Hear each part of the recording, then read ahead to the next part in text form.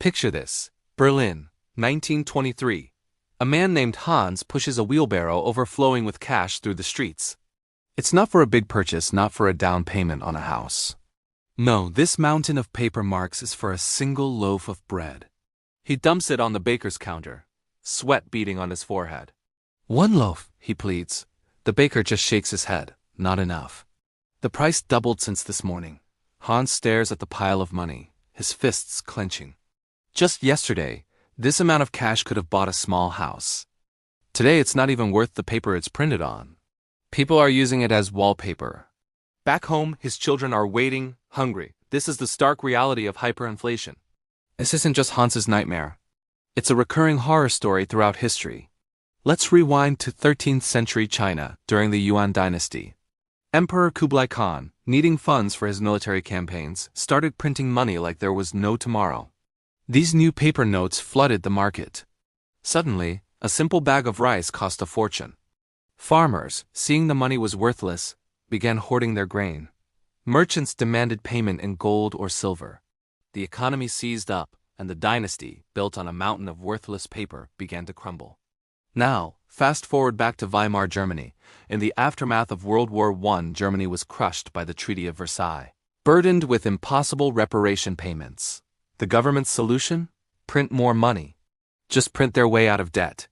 By 1923, inflation was hitting an astronomical 300% asterisk per month asterisk. Think about that. The money you earned on Monday was worth a fraction of its value by Friday.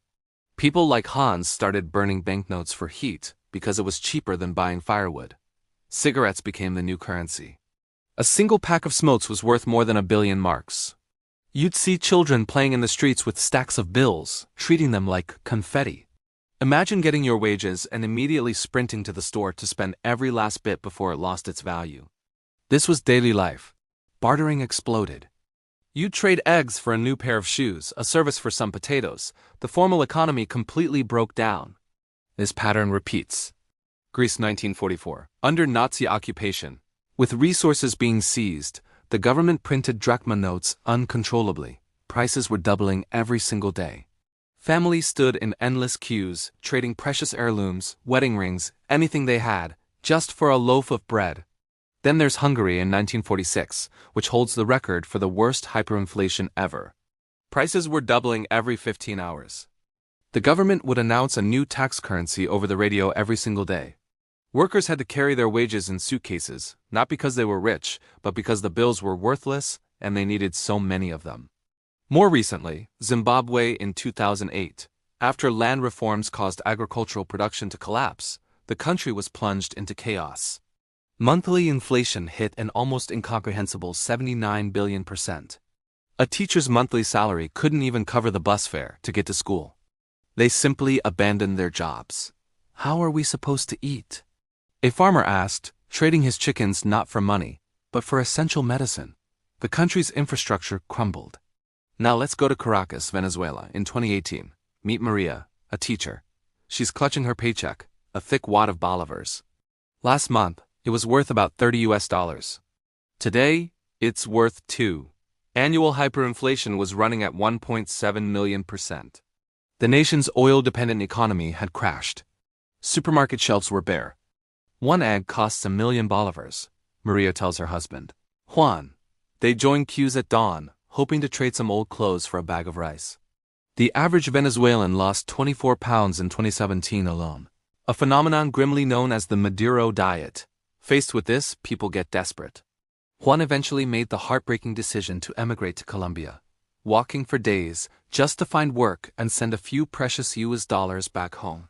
By 2020, 5 million people had fled Venezuela, creating one of the largest refugee crises in the world. And what about Lebanon in the 2020s? The currency plunged by over 90%. Banks, in a desperate attempt to stop the collapse, simply froze people's accounts. Our life savings just vanished, a banker lamented, now forced to trade his own gold for fuel to keep his generator running. Argentina right now is battling inflation over 200%. The human cost is immense. People skip meals so their children can eat. In Weimar Germany, respectable families pawned their silverware and begged neighbors for food scraps. We were respectable people, Hans would say, his eyes hollowed by hunger and despair. His children scavenged for bits of coal just to stay warm. The stakes are nothing less than survival. This desperation can boil over into violence. In Venezuela, the Caracazo riots of 1989 were sparked by price hikes, leaving thousands dead. But here's where the story takes some interesting twists. When a nation's money fails, human ingenuity kicks in. First, you see a reversal of a classic economic law. Normally, bad money drives out good money. But in a hyperinflation crisis, the opposite happens. Good money, or at least stable stores of value, drive out the bad. In Weimar Germany, American cigarettes became a de facto currency, trusted and traded far more reliably than the German mark. In Venezuela today, the US dollar is king. By 2019, 86% of transactions in the city of Maracaibo were in greenbacks. This unofficial dollarization actually helped tame Venezuela's inflation, bringing it below 50% by 2022. The second twist? Governments often make things worse. Venezuelan President Maduro launched a state-backed cryptocurrency called the Petro, supposedly backed by oil reserves. Billions were allegedly raised, but the currency was a complete flop, and the money seemingly vanished into thin air. A desperate gimmick that fooled no one.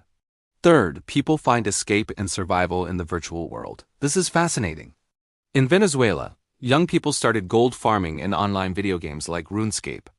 They would spend hours collecting virtual items and gold, then sell them to players in other countries for real US dollars. For many, this earned them more than a professional salary in Venezuela.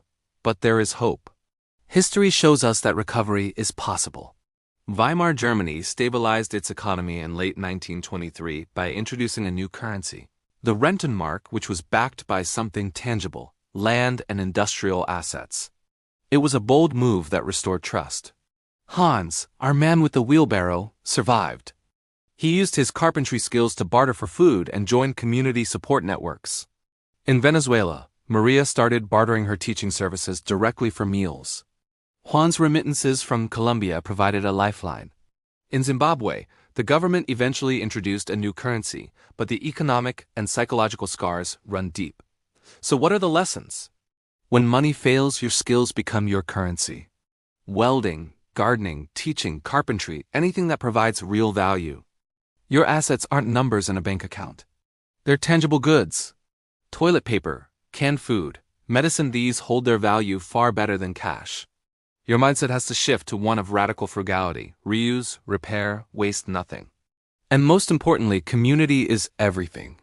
Mutual aid networks, neighborhood support groups, family ties, these are what get people through. A strong community is more resilient than any individual. The story of hyperinflation is a stark warning. It's a reminder of how fragile our economic systems can be, and how quickly a society can unravel when trust in its currency evaporates. But it's also a powerful testament to human resilience, ingenuity, and the enduring importance of community. Your true worth is never what's in your wallet. It's what you can offer to others. Thank you for watching. If you found this journey through history insightful, please hit that like button and subscribe for more stories that explain our world. See you next time.